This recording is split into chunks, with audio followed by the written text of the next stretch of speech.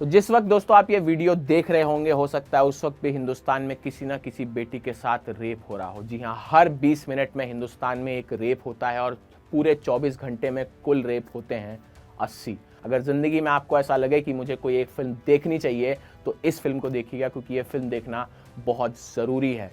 दिन भर में जितने रेप होते हैं 80, उसी नाम पे फिल्म बनी हुई है 80। अब ये फिल्में जो है समाज का आईना होती है और आपको ये जानना चाहिए कि समाज में क्या हो रहा है और क्या क्या हो सकता है। इसलिए मुझे लगा इस फिल्म का रिव्यू करना बहुत ज़रूरी है। तो कहानी क्या है इस फिल्म की? एक स्कूल टीचर देर रात अपने घर लौट रही होती है। कुछ लोग उसे गाड़ी में अगवा करके ले जाते हैं और फिर उसका गैंग रेप करते हैं। फिर कोर्ट में केस चलता है। आरोपियों को बेगुनाह साबित करने की भरपूर कोशिश की जाती है। रेप विक्टिम से सवाल किए जाते हैं और ये सब किस तरह से होता है उसे देखने के लिए थिएटर चले जाइए, क्योंकि आपका थिएटर जाना इस समय बहुत ज़रूरी है।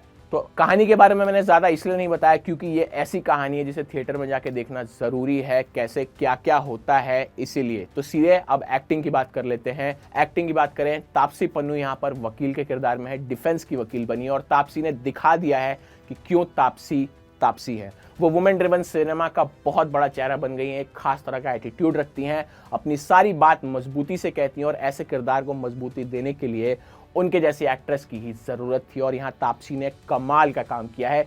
एक एक सीन जब वो करती हैं, कोर्ट के अंदर हो या कोर्ट के बाहर, वो कोर्ट में जाती हैं और जिस तरह से रिक्वेस्ट करती हैं, जिस तरह से लड़ती हैं डिफेंस में, मज़ा आ जाता है देख के आपको। वहीं कनी कुशरुती ने रेप विक्टिम के दर्द को जैसे दिखाया है, वो साउथ की एक्ट्रेस है लेकिन उनका चेहरा, उनकी आंखें, उनकी आवाज़ आपको वो दर्द महसूस करवा देती हैं। मोहम्मद ज़ीशान अयूब ने एक रेप विक्टिम के पति का रोल किया है, बहुत ही इमोशनल तरीके से निभाया है, काबिले तारीफ है। वो अपने बच्चे को कोर्ट लेके जाते हैं और कोई उनसे कहता है कि बच्चे को कोर्ट क्यों लेके आ गए, तो वो कहते हैं कि ये बच्चा कहाँ रहा, अब ये बड़ा हो गया। वहाँ आपको एहसास होता है कि हिंदुस्तान कि वो एक कमाल के एक्टर्स में से एक है। कुमुद मिश्रा यहाँ पर आपको लगेगा ही नहीं कि ये उनके छोटे भाई हैं या कोई और है। आपने कुमुद मिश्रा को इस तरह के रोल में तो कभी स्क्रीन पर देखा ही नहीं होगा। वो अपने किरदार में ऐसा असर छोड़ जाते हैं जो आपके साथ सिनेमा से निकलने के बाद भी रहेगा। नसीर साहब हमेशा की तरह परफेक्ट हैं।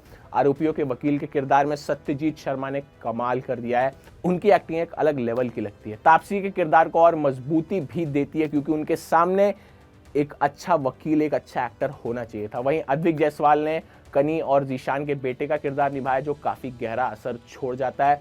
वहीं रेवती जी जज के किरदार में अलग ही जान डाल देती है। मनोज पावा ज़बरदस्त हैं, सीमा पावा ने शानदार काम किया है, सुप्रिया पाठक का काम अच्छा है, मुकेश छाबड़ा की तारीफ करनी होगी, इतनी कमाल की कास्टिंग उन्होंने इस फिल्म में की है। तो राइटिंग और डायरेक्शन की बात करें तो अनुभव सिन्हा और गौरव सोलंकी की यहाँ पे राइटिंग है। किसी एक कैरेक्टर को उन्होंने यहाँ पे हीरो या हीरोइन नहीं बनाया, हर किरदार को उसकी ज़रूरत के हिसाब से ढाल दिया है। उन्होंने कहानी को हीरो बनाया है जो एक कमाल का फिल्म मेकर ही कर सकता है। तो ओवरऑल कैसी है फिल्म?